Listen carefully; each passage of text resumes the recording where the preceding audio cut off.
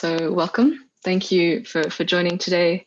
I'm Susie. I'm a researcher at Climate Outreach, and I'm part of the project team that worked on this After the Lockdown Britain Talks Climate project. So today you'll hear from a few members of the team who worked on our report, and the report looks at how people's views on climate change have changed due to the COVID-19 crisis in the UK, and also how to build on climate engagement moving forward. So I might just, can we flip over to the next slide, please, Bryony? Thank you. Great, so I'm gonna talk us through the schedule. And after me, we have our brand new Programs and Research Director, Amira Sawas, who will be sort of welcoming and situating this webinar in the wider context. After that, we'll hear from Dr. Chris Shaw, Dr. Amira Sawas, Dr. Chris Shaw. And Chris is the Senior Research Program Lead, and he'll be talking about the background to the project itself, what we did, and how it relates to our other work, including Britain Talks Climate. After that, we have Professor Wouter Poortinga from Cardiff University and also co-director of the CAST Centre, who will talk us through some of the results, some differences between COVID and climate change, and some key findings about people's reactions and priorities when it comes to both issues. And to conclude our presentations, Chris will finish with some recommendations for communicating climate change in COVID times. After that, we'll have a Q&A where I'll be drawing on some of the audience questions for discussion with the speakers. So if at any point during the presentation, if you have any questions, please feel free to stick them in the Q&A box. And some of them we might be able to answer straight away. Some of them we'll have in sort of full discussion. And great, I think if that's all, I think I will pass to Amira now. Amira's just joined us as Director of Programs and Research less than 2 weeks ago, and she's gallantly stepped up to help us ground this project in the wider political and social context. So thank you, Amira. Thanks so much, Susie. It's great to have you chairing us today, since you were really central to the research. So I thought it was useful to take a minute to set the scene for this project, why we thought it was so important, and how we hope it helps you. It's become increasingly clear that we're just not going to achieve the rapid societal changes needed to address climate change without the consent and participation of the majority of society. Acceptance of climate change policies and transformation of lifestyles won't happen without the buy-in of citizens, and that's particularly important in a year that sees the UK host the UN Climate Conference. As organisations focused on research-based public engagement, we wanted to understand more deeply how the terrible events of the pandemic have shaped how communities relate to climate change, what that meant for those engaging the public on the climate change challenge, the green recovery, and how we might build back better. Waves of COVID-19 and lockdowns continue to strike countries around the world, with devastating consequences right now in India and elsewhere. Our hearts do really go out to those so terribly impacted. Clearly, the UK context is specific, but our intention was that this research might be able to support those around the world as they emerge from lockdowns, to ensure communities and economies will be rebuilt in a way that addresses the threat of climate change. Working with our partners at the CAST Centre, we also wanted to build on the successful work of Britain Talks Climate to provide a shared strategic understanding of the British public and how the lockdowns have actually shaped their views. It's been fascinating to see how climate change still remains a central concern despite COVID, but also the nuances around how differing communities relate to the connected issues, where the commonalities are and where there are significant differences. Mobilising these insights for effective communication is what we at Climate Outreach do. So I'll now hand over to Chris Shaw to discuss the research in more depth. Thanks. Thank you, Amira. Thank you, Susie, and thank you all for joining us. The premise of this research was quite simple in one sense. We're certainly struck, myself and others, colleagues at CAST and within Climate Outreach, that COVID-19 was an external risk, an environmental risk, if you will, that was we were required to change our behaviours in order to limit our exposure to the risk from that particular external risk and pathogen. So in a sense, it felt quite similar to climate change in the sense that it's invisible, It's external, it's something that comes from the environment, and it's something that we're being asked to change our behaviours in order to limit our exposure to the risk that it poses. So this research was an attempt to understand whether that connection between the two phenomena was resonating in the public, and to what extent people's attitudes to the behaviour change needed to limit our exposure to climate change risks was shaped by experiences of COVID-19 and behaviour changes that people were taking in light of that risk. So that in one sense, it was quite a simple and straightforward research question, or an issue that we were trying to understand. And we undertook a number of different approaches to develop the research. And the primary research instrument was the survey. And to ensure that the survey was kind of a robust tool, as most expensive part of the research program, most time consuming, to make sure that questions that we were asking in that survey were the correct ones that would provide us with the information, the evidence that we needed. We undertook a number of prior sensitizing actions to make sure we were asking the right questions, identifying the kinds of language, frames and themes to explore in the survey. So we had an advisory board that was based at the University of East Anglia. The funding for this project came from the CAST Impact Fund. CAST is the Centre for Climate Change and Social Transformation, which is held at the UEA. So we're very grateful to have input from academics at the University of East Anglia to shape the research process. Also conducted a series of short interviews, wanted to understand from particular demographics how they'd been impacted by COVID, and whether particular issues and themes we wanted to pick up in the survey that address the experiences of LGBTQ groups, different age groups, young and old, gender issues and ethnicity issues. So a series of interviews were carried out prior to the research. And we ran 2 small community panels through the University of Bath with members of the public. It's just 4 people in each panel. And the purpose of that, again, was just to sort of test some of the things we wanted to explore in the survey, to understand whether there were particular responses that we could dig into further through the survey, anything we were missing that we needed to pay more attention to. As I say, and then finally, so this culminated in a nationally representative survey, 1,500 people. That was run in December 2020. So at that time, the UK was kind of deep in the mire as regards COVID. We're looking at another lockdown, rates were rising. So obviously one has to be sensitive to the fact that the time that the survey is run may have impacted the results, but that's always the case with any survey, any research. It's just a moment in time. But I think the issues that we picked up on, the themes we address, are sort of foundational, universal and enduring. So I think the results that we'll share with you today will extend beyond just the moment, or define about more than just the moment that the survey was conducted. And then we tested what were people's attitudes to trade-offs, the various trade-offs that people were being asked to make for COVID, and then the trade-offs for climate change. And then we tested 2 narratives, one on agency and one on health, 2 messages, and we've got responses from those. So I'll talk about the agency and health narratives and the recommendations for messages that emerged from that process. But now I'm going to hand over to Professor Poortinga, and he's going to talk about the results from the trade-off elements of the research. But just before I do, just highlight one, could you just go to the next slide, Brian? I just want to highlight very quickly that we segmented the results according to the Britain Talks climate model. And I will talk about the narratives and how the segmentation affected those narratives when I come to that. So this is where we'll draw in the Britain Talks climate model. So now over to Professor Poortinga. Yeah, thank you very much, Chris. So what I'd like to do in this part of the presentation is to give you some general overview of the results of the survey.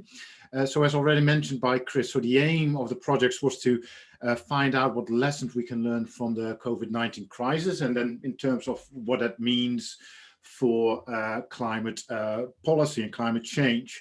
Now, next slide, please. So COVID-19, so just like climate change, or you could say climate change just like COVID-19, is a systemic and global issue that requires urgent action. And you could say that both issues can only be addressed by sustained collective action, right? So where individuals contribute, where governments contribute, but also where businesses and institutions contribute. Now, COVID-19 has seen unprecedented government action. So whole countries were locked down, there were curfews, lots of people were put on the government's payroll through furlough, but then also in terms of individual action. So a lot of people took unprecedented action by social distancing, but also working from home for, at least a year, or at least a proportion of the population. But perhaps most importantly, there was an incredible level of compliance. So people actually stayed at home, and there was a lot of support for the policies that were put in place in terms of social distancing, but also locking down the economy. And you could say that the country looks very different than a year now, from a year ago. So next slide, please. Now, COVID-19 has changed the way we think about risks and solutions, right? So what risks do we consider acceptable, but also what kind of solutions do we think of? It has also changed the way we think about individual versus government responsibility and what kind of social contract we need between the two. But again, most importantly, it has changed the way we think about trade-offs in terms of hazard reduction, economic impact, and personal freedom. So we made huge sacrifices in terms of giving up personal freedom, and also the costs of action on COVID-19, they have been unprecedented. Now, many of these issues, they are also relevant to climate change. So the question is, what can we learn from this? And are people willing to make the same sacrifices and trade-offs for climate change as they've made for COVID-19?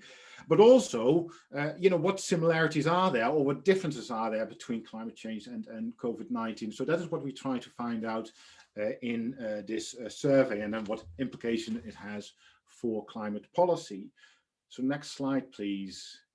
So we conducted a survey on which we covered a number of topics, which are listed here. So we asking about how concerned people were about a number of issues, so global health, environmental and economic issues.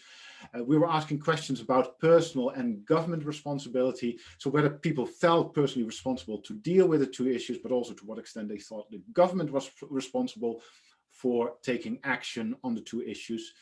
And those were linked to views on self-efficacy and trust. So if you think that you are personally responsible, do you also think that individual action is effective?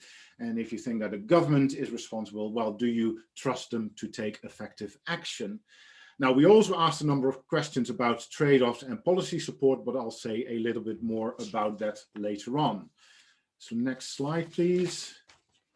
Now, this slide shows the levels of worry about different types of health, environmental and economic issues for the 7 Britain Talks climate segments that Chris has introduced a few minutes ago. Now, the issues are ordered according to level of worry. So people are the most concerned about the issues on the left and the least concerned about the issues on the right. And as you might expect, people are the most concerned about coronavirus, which is completely on the left. But it is closely followed by concern about the destruction of nature and the loss of biodiversity in second place, and then climate change in third place. Now, there are some important differences, though, between coronavirus and in particular climate change. Right? So as you can see here, all the 7 segments, they are concerned about the coronavirus. So there's very little difference between the most concerned and the least concerned group, but there's big differences for climate change, which shows that there's less agreement about whether it is a real problem or not. And if you're looking at the different groups, then you can see that for progressive activists, they're more concerned about climate change and loss of biodiversity than about coronavirus. But for the others, people are generally less concerned about climate change as compared to coronavirus. But it has to be seen in the context in terms of it was being conducted in November and December last year. So next slide, please. Now, in terms of perceived responsibility, so we asked a number of questions whether people felt that it's their own personal responsibility or the responsibility of the government to deal with coronavirus and climate change. And you can see that both for coronavirus and climate change, they ascribe a lot of responsibility to the government. Yeah, and as you can see, there's not a big difference between the two. Slightly higher for coronavirus, but it's a minimal difference. Yeah, there's a big difference though for personal responsibility. So people feel far less responsible, in terms of taking individual action in order to do something about climate change, where it's much higher for coronavirus.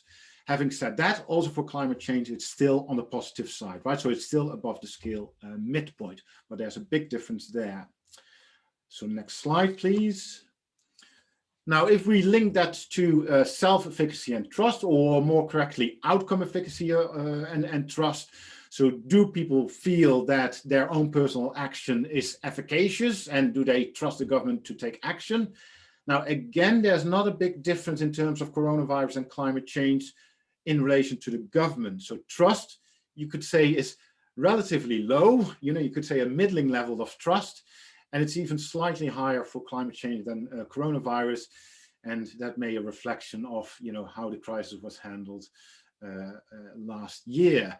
But again, there's a big difference in terms of self-efficacy or outcome efficacy, when you compare coronavirus with climate change. Yeah, so people think that their own individual action is effective in terms of stopping the spread of coronavirus. But then again, it's much, much lower in terms of climate change. So people think that their own individual action, may not make so much of a difference. Again, it's still positive, but still much, much lower than for coronavirus. So next slide, please. Now, the most important aspect of the survey was about trade-offs, because, when we set out this project, it was on the basis that, well, people were willing to make those kind of trade-offs for coronavirus, or in terms of the economy and in terms of personal freedom. So people were willing to take restrictions in terms of personal freedom, in terms of movement and working from home in order to address COVID-19. And also in terms of the cost to deal with COVID-19. So there were, big trade-offs to be made. And the next slide. So, and then we were wondering if, following the COVID crisis, similar kind of trade-offs, may be possible for climate change on the one hand, and then the economy and personal freedom on the other. So it's to make a comparison to what extent are similar trade-offs possible to deal with climate change, as compared to COVID-19. So next slide, please. Now, for this, we asked a number of questions. So there's no number of trade-offs. So if you have those 4 issues, there are 6 trade-offs in total. So we created these kind of items where we had different statements, so opposite statements, and then people had to make a choice which one they agreed more with. Now, note that people had to make a choice, right? So they either had to agree more with the first statement or the opposing statement. Yeah, and that was done on purpose so that people had to make a choice, that they didn't go for, let's say, the safe middle. So next slide. And as I said, we did that for all the 6 trade-offs with all the 4 issues as shown on that figure before. Now, here you can see the results of those trade-offs in terms of COVID-19 on the one hand and the personal freedom and the economy on the other. You can see it's clearly geared towards COVID-19. So these are very, very large effects. Yeah, it's 0.6 on a, let's say, 2-point scale. So these are very, very big effects. So if you pitch COVID-19 and personal freedom against each other, people will definitely go for COVID-19. And also in terms of the economy versus COVID-19, if people have to make a choice, it is COVID-19. And again, it was at the time, when we conducted the survey, always keep that in mind. Now, if you go to the next slide, for climate change on the one hand and the trade-offs with personal freedom and the economy, you can see it's different. Yeah, so climate change still has the edge, especially in terms of personal freedom, so restriction to personal freedom. People will still choose for climate change if you pitch them against each other. But then with the economy versus climate change, it's far less clear. Yeah, so still climate change has the edge, but the effects are very, very small indeed. Yeah, so it is almost in the middle. Yeah, so people are fairly split about, what these trade-offs mean. So there will be people more on one end and on the other end. But, that is what we'll do for a later analysis. Now, next slide. That is the last part of the survey where we asked about policy support.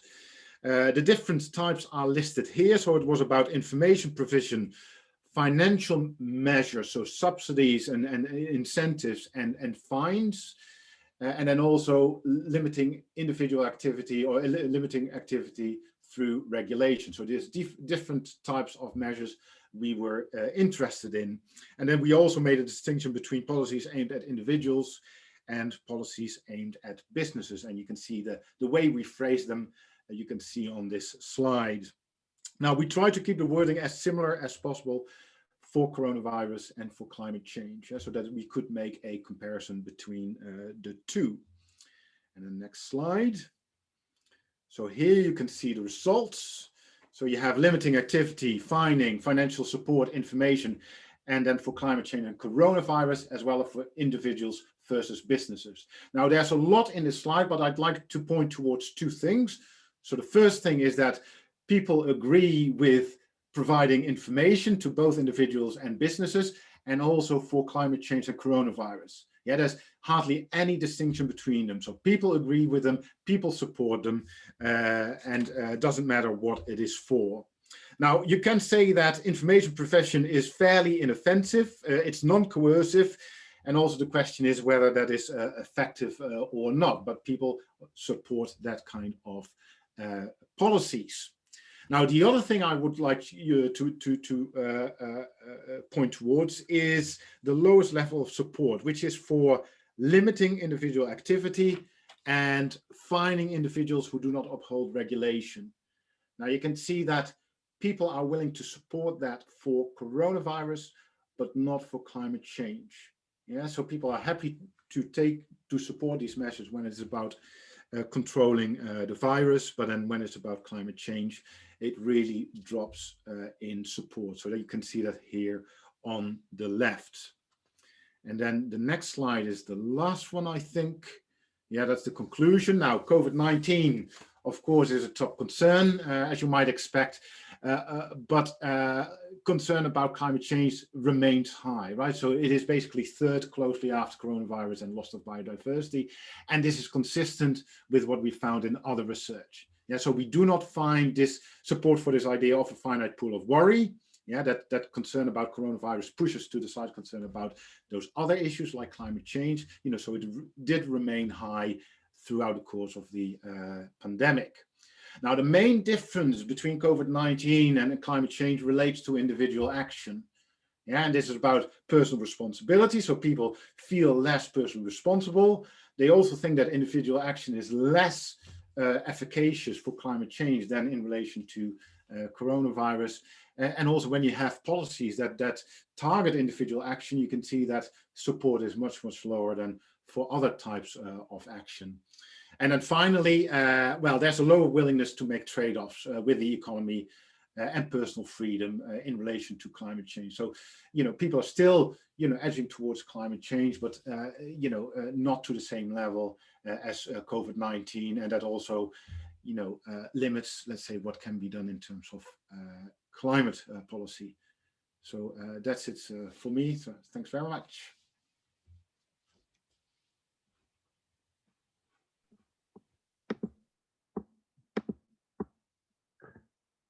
Thanks, Wouter. That was fantastic. Really good stuff.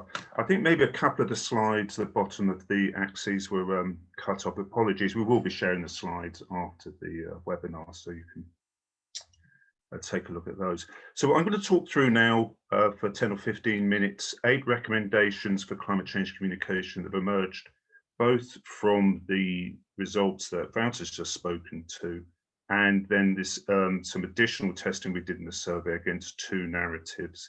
The narratives, as I mentioned before, were drawn from the sensitizing activities we did with various stakeholders, and also a look at the kind of language that NGOs had been using to try and connect climate change and COVID. And I would say, I think that, you know, a key finding for us actually is to be very careful about trying to connect climate change and COVID explicitly, because COVID-19 X equals climate change Y. There's a number of reasons for this. One is that people are not naturally making the connections that people like ourselves who perhaps working in this field might make and might see the connections and the patterns. That's generally not happening for people. A lot of the time the responses we got were, oh, yeah, I hadn't thought about it like that. Yeah, okay, that makes sense. but also people were a bit distrustful as well, some other segments. So I think that really is a key recommendation. There's lots we can learn from this survey about which when we combine with what we know about climate change communication, previous results, does give us a lot of powerful guidance. But as I say, that issue of explicitly connecting the two should be treated carefully. And the other thing is, COVID-19 is primarily, a negative message, a negative experience for people. And I think ideally we would be sharing positive messages about climate change. So to connect what we hope is a positive narrative with a very negative experience itself is a risky approach. So what I'm going to do here is we looked at the Britain Talks Climate segments, and I'm just going to talk through what are quite top level recommendations. I'm going to talk about the narratives that connect across the segments and the narratives that divide. So what is divisive and should probably be not used, or used only if you really know the segment you're speaking to, and what can you use with confidence that will connect across those 7 segments. So the first one of those is the idea that both COVID and climate change are a sign of a world out of balance. So talking about climate change as a sign of a world out of balance will really resonate and connect with what we feel and see are overarching, consistent, continual concerns that people voice about the state of nature, about the state of society, often just generally that we are out of balance with each other and with the external environment. That climate change is another sign of that.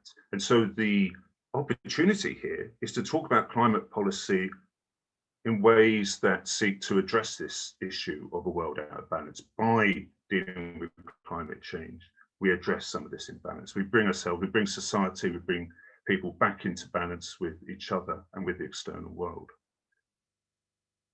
This was greeted positively across the segments, even those who traditionally are not enamored with this kind of what might feel like environmentalist language, from backbone conservatives to progressive activists. This language works. So that would be a really strong and clear recommendation for how to talk about climate change as we hopefully emerge from the worst of the lockdowns and the impacts certainly here in the UK. Next slide, please, Brian. So we tested a statement that included the words, we have to bring our world back into balance by not making life all about money, that COVID-19 has taught us there's more important things in the world than money.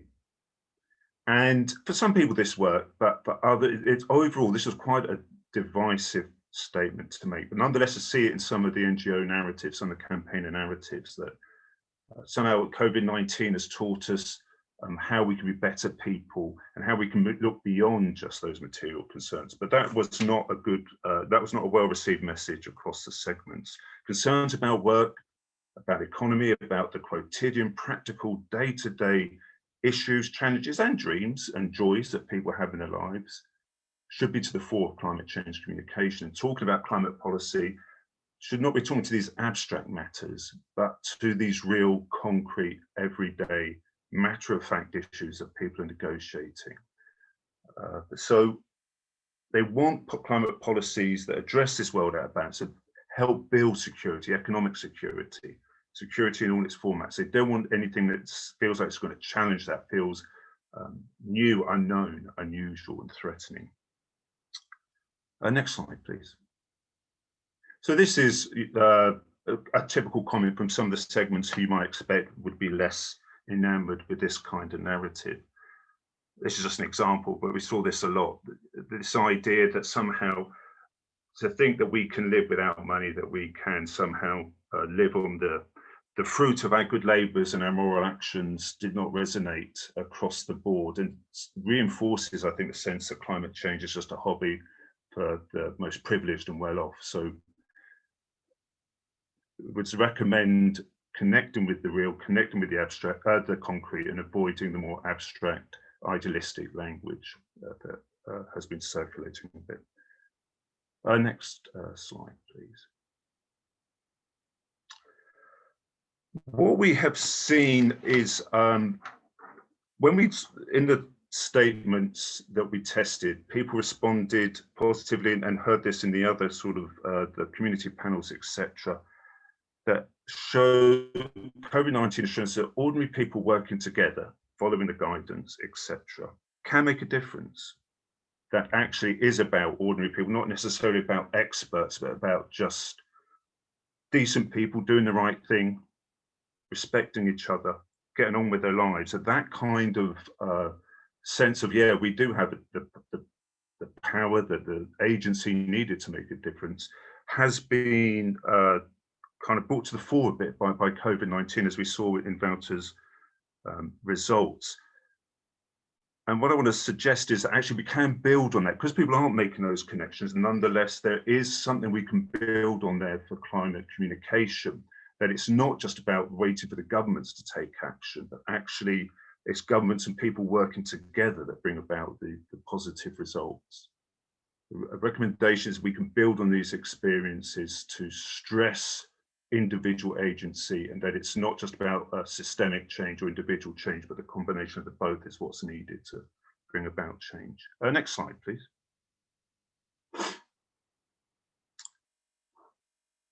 And again, just building on that that previous point, the sense of collective agency as well. So one has to be a little bit careful about using the word we, because it depends who's using that, what kind of identity is being summoned by the use of the we. If it's someone who's very strongly identified with a particular political position, environmental position, or ideological position, that can be difficult. But again, we heard and saw a sense that actually, yes, it's when we act together in accordance with a common goal that we can make a difference. And people were very reported being brought to this view by the experiences of COVID-19, recognizing actually that when people come together, sometimes it's only by people coming together and acting together that we can bring about change. So there's those two elements of agency that have come to the fore through COVID-19. Me as an individual doing the right thing as an individual, but also then working together with other people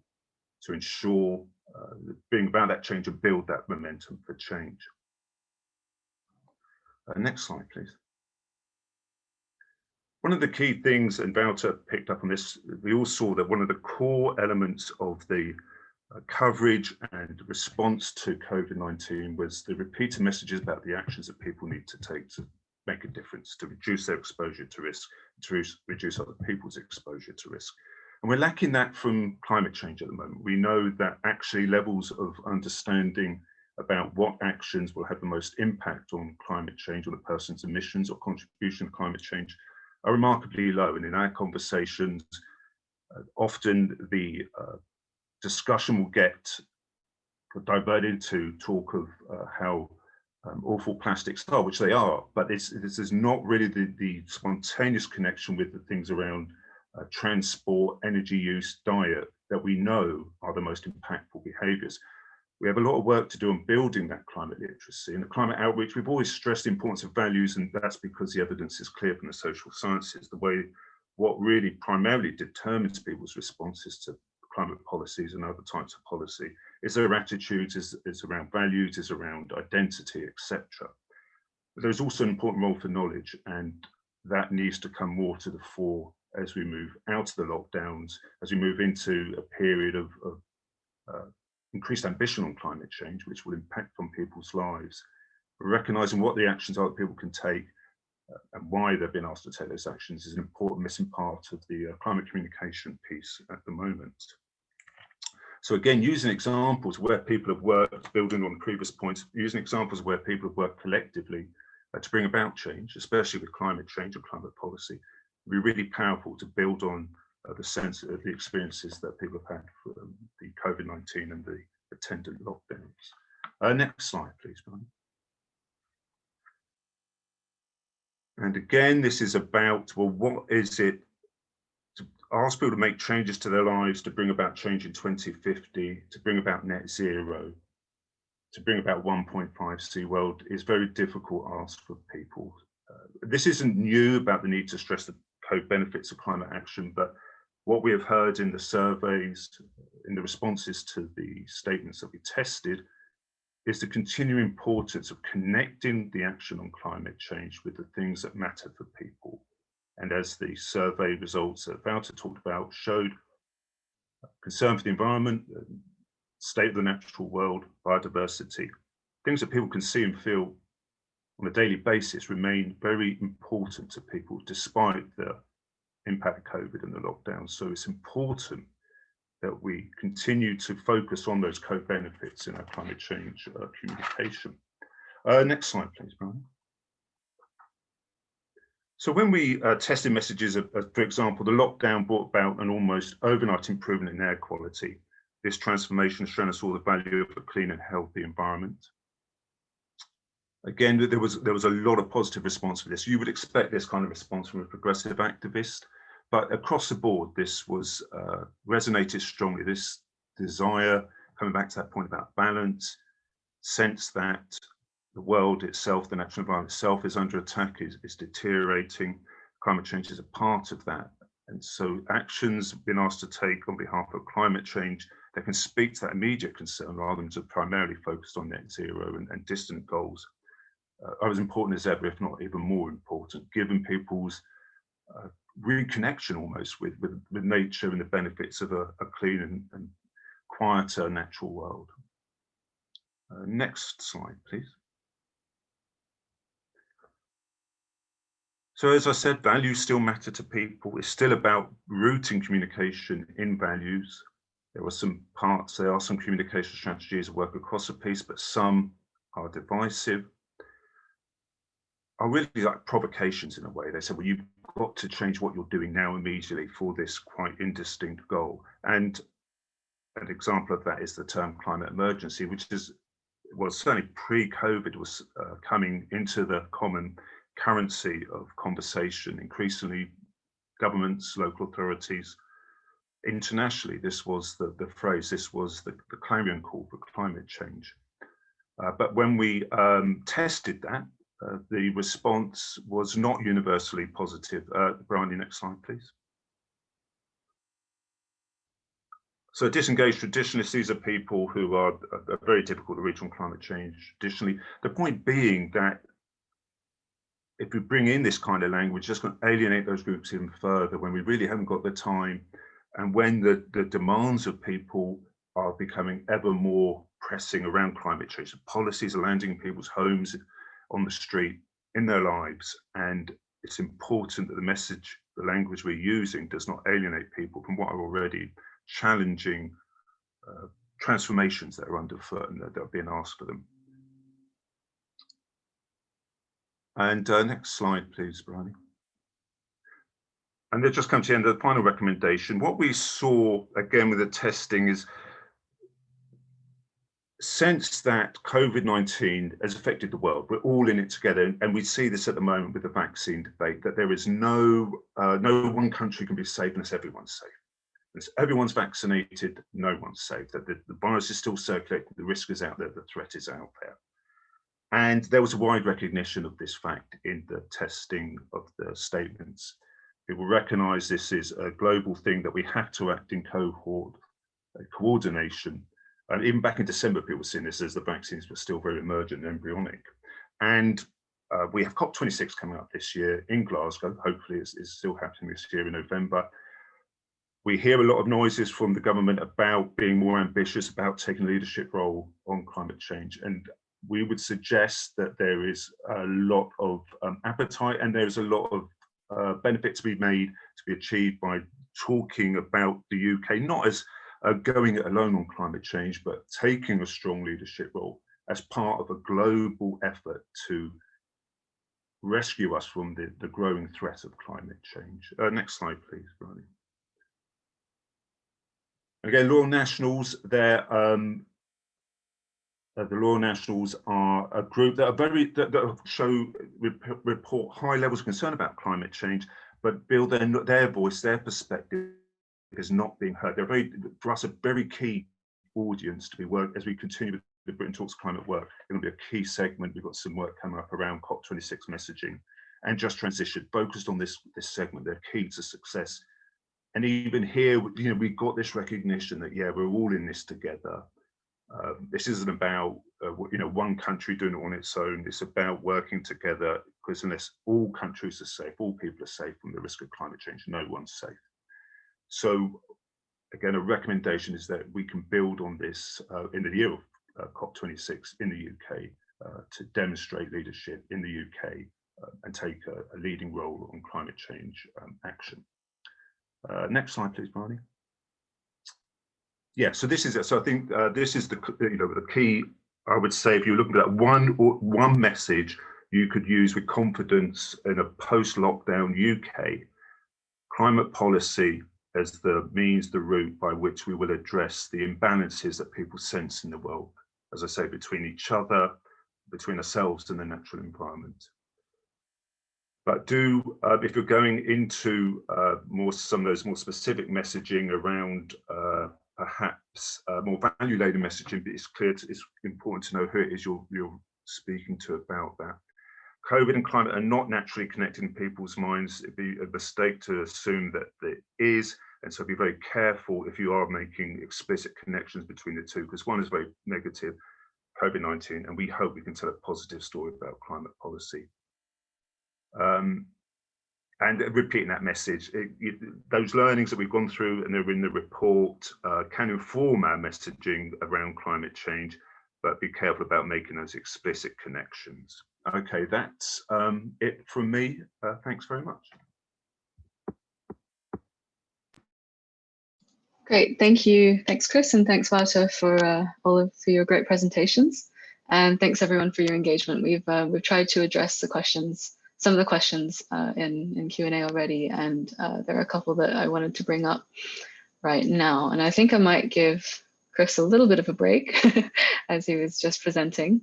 Might come to Wouter first. I was wondering, this one you've already answered in the Q&A, but maybe we can speak to it a little bit. Whether you could say something about how people's responses to COVID and climate change may have changed over time. For instance, any shifts that we might have seen last year, maybe not necessarily in this study, but in other work that you know of on COVID and climate, and maybe differences between previous lockdowns that we've had in the UK. Yes, thanks, Susie. So this is a survey. A survey is always a snapshot. So it was conducted in November, December last year. So it always has to be seen, in that context, and as a reflection, what people were thinking at that point in time. Now we've only done one wave, so we can only say something that we found, for that period. Having said that, as part of the CAR Center, but also other people, they have done work on climate change throughout the COVID crisis. And one of the most remarkable findings is that concern about climate change, or worry about climate change, has remained high throughout, and is even higher than shortly before COVID. Right, so there's still an increase in people getting more and more concerned about it. Now, when you had the economic crisis about 10 years ago, or probably even more than 10 years ago, you could see this real clear drop off. So, concerns about the economy pushing to the side concerns about climate change, but you don't see that at all today, which I think is encouraging. Great, thank you, Wouter. Chris, do you have anything to add on that at all? Maybe from the narrative side? Well, just on the longitudinal element of this, the time element, one of the issues were why is the difference around, what would explain the difference around support for limits on individual freedom between COVID and climate change? There was a report as we were writing the report, cited in there, some research that came out of Norway where they tested attitudes to behavior on climate change and behavior, or limits to behavior on climate change and limiting behavior for COVID-19. And the climate change behavior was flying. And what they found was, people were more willing to accept restrictions on their freedom for COVID-19 than climate. Why was that? Because they saw the COVID-19 restrictions as being both more efficacious, more impactful, more successful than they could believe climate change policies would be.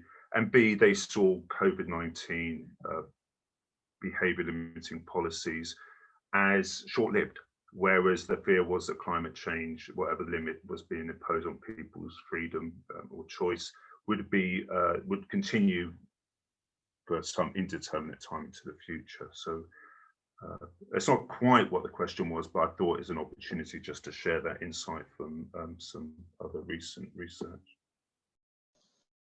Yeah, thanks, Chris. And it's a really relevant point, I think. It actually leads me to another question. So I think you mentioned differences in how efficacious COVID-19 policies are seen as. I was wondering if either you or Wouter maybe could talk about what do you think is contributing to the difference in people's perceptions of responsibility and sort of effectiveness or efficacy of their own actions between COVID-19 and climate change, and whether we can do something about that for climate change. Don't know who wants to go first. Well, there's lots of things that we could discuss here, but you know, in terms of COVID-19, so what kind of actions, you know, are needed, or the ones you can do as an individual is, you know, is staying at home, and especially if you have a job that can be done, you know, from your second bedroom, you know, being a hero by staying at home, you know, that is something that you can do. Also, in terms of the coronavirus, you could say it's a temporary crisis, or at least, you know, when we had a first outbreak, is this idea, well, there's a few months and then, you know, after that we're going back to normal. Whereas, you know, for actions on climate change, it seems so much more, you know, bigger than coronavirus, in the sense that, you know, we have to shape the whole way, the way we shape the economy. So it may, you know, be that distinction, but also, let's say, for climate change, it will need more sustained action over a longer period of time. So that may be reflected in the results. Great, thank you both. I think I might change the topic a little bit. So I was wondering if maybe Chris, you could elaborate on what we sort of, the distinction between making the connection between COVID-19 and climate change, and maybe some of the related ideas that we talked about, such as greater awareness of nature, or being in less of a rush to get to places and things like that. Thank you. Yeah, well, I feel that still somehow climate change, because it's, you know, we talk about it as net zero, we talk about it as 2050. It's still quite an idealized, abstract narrative, in a way that I don't want climate change, I'm worried about it. I don't want war, I'm worried about it. I don't want poverty, I'm worried about it. But kind of what you're going to do about it then. You know, it's like there's all these things we don't want to be happening in the world, that in an idealized world, they would all be gone.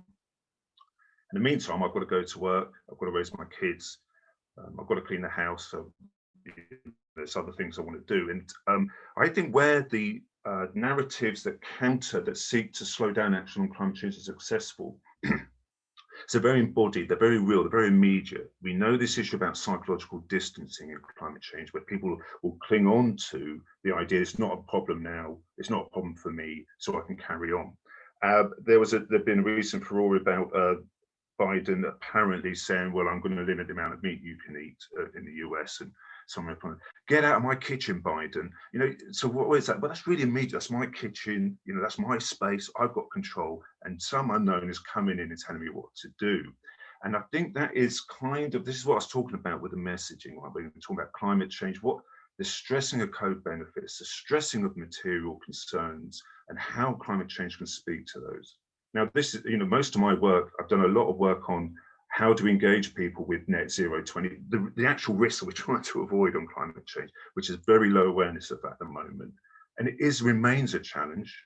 And in the meantime, as we try to do that, I think the messaging has to take some lessons from those who are trying to slow down action and be very close to people's lives, speak directly to their concerns, especially, as I say, as we've all been asked now to change our boilers, give up our cars, change what we eat. There's a lot happening now. And if we cede that ground to those who want to slow action by talking about a very vague, abstract, distant goal, I think we're going to lose.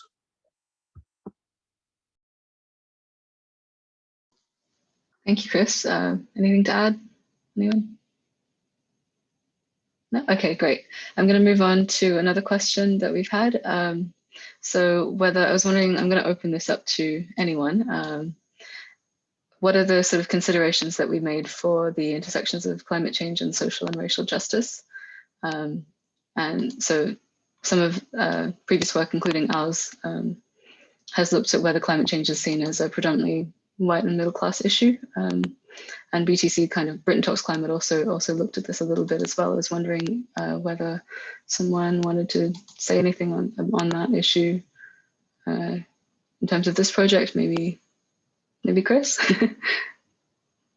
Yeah, thank you. Because as we went into the research, as I said at the beginning, we really wanted to make sure we were attending to those issues. And for example, Mira was very helpful trying to understand how, getting beyond just the idea that people who's affected by climate change is someone like me, you know, a white male or whatever, you know, just this typical image. And what about people from different groups?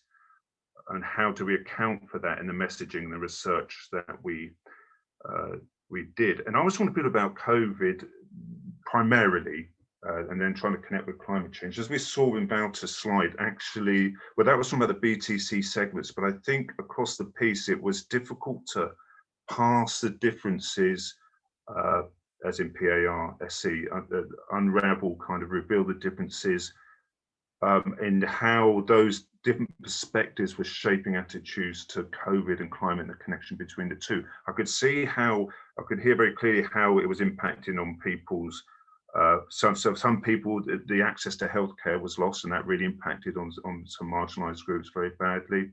We know that for some BAME groups, it was really, you know, they were, you know, were suffering more than others, and so there's real issues about their concern about whether people were really taking the need to distance seriously, etc., in the sense that their work commitments, and others were putting them in the front line. So there was a lot going on there that I don't think I could do justice to in this research. In the end, they were so deep and so important. I wanted to make sure I heard those voices in case there's anything we did really wrong or we're really ignorant of here. No doubt there might well have been. I just ultimately, it was really difficult to get into those differences as related to COVID and climate change messaging. There's more work to be done there. I don't think we were ultimately successful in that. But thank you, whoever asked that question. It's something increasingly to the fore, and these ideas of fairness and justice, yeah, they're not going to go away, nor should they. Thanks, Chris. I was wondering, Amira, if you wanted to add anything at this point, because I know you have a lot of expertise in this area. Sure, thanks. So yeah, my background was working in climate and gender justice, actually. So I think, you know, and I actually participated in this research before I joined Climate Outreach, and it's something that we, you know, we talked a lot about in the INGO sector, you know, that we can be a bit of an echo chamber. So, you know, we have there's a bit of a reckoning in the sector that needs to happen around really thinking about whose voices are represented, who do we speak to, who do we prioritize, how does our own subjectivity influence the research that we do. And I think what I'd say is I do remember Chris being very cognizant of those dynamics, and also we recognize that there's much more work to be done in this regard, and it's something we're really open to thinking about, exploring, having conversations about. So I think it's just, yeah, to acknowledge there's a gap that we definitely need to work on, and it's good to see that we're having open dialogues in the environment and, you know, climate sectors now about this issue precisely. So thank you. I agree. It's great to have that question. I think I might. There are a couple of questions about terms like climate breakdown and climate emergency, and also, I guess, on a sort of slightly different area, what terms like the elements of social justice and climate justice as being potentially controversial for some groups and not others. I was wondering if somebody wanted to speak to some of the research on that, or what our research speaks to that. I'm happy to take that. At one level, you know, we know, and this is repeated, this finding, to talk about, you're better off talking about fairness than justice. Justice is kind of a quite ideologically loaded language, and will alienate some people seen as left wing, which will alienate some audiences. Whereas everyone's, you know, no one wants to be unfair in their treatment of other people or be treated unfairly. So we find that as a much, so it's the same thing, but in a less ideologically loaded way. But again, I think, you know, fairness, justice, fair for who, for me, for others, where, when, I think there's still a lot more work to be done there. I would always say, yeah, use fair instead of justice, but even so, there's words like respect. I want that policy to respect me. I want to be heard in that policy, in that language. There's a lot going on there that I think goes even deeper than that. But you know, if the story you're telling about climate change is a story that your audience can't see themselves in, or feel that they are somehow the loser in, then you won't be able to bring them along with you in that narrative. So it remains very important. Whether COVID-19 has attenuated or brought to the fore latent concerns about fairness or unfairness and injustice in UK society, I didn't see any evidence of it. I worry sometimes that this, the ideal of justice, we probably all on here have that as a very strong ideal, but again, are we just telling each other upon what way does that resonate more broadly with UK publics? More to be done there.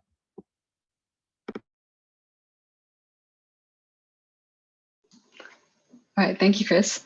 We're coming to the end of our Q&A. I was wondering, okay, does anyone have any final comments, anything that you want to say that hasn't been said already? No? Okay. In that case, thank you everyone for, thank you to all the speakers. Thank you for the questions as well, for those who asked them. Thank you for all the participants for listening and attending. The slides and the recordings will be available and sent to all registrants after the webinar. And we'll also be sending a very short questionnaire that will help us make sure that all of our webinars are accessible and engaging as much as possible. So if you have a few minutes, we'd be really grateful if you could help us fill that out. I think that will pop up after closing this window. Not sure, or it'll be pasted in chat. Great. Thank you all for your time today and for joining. Yeah, great. Thanks very much.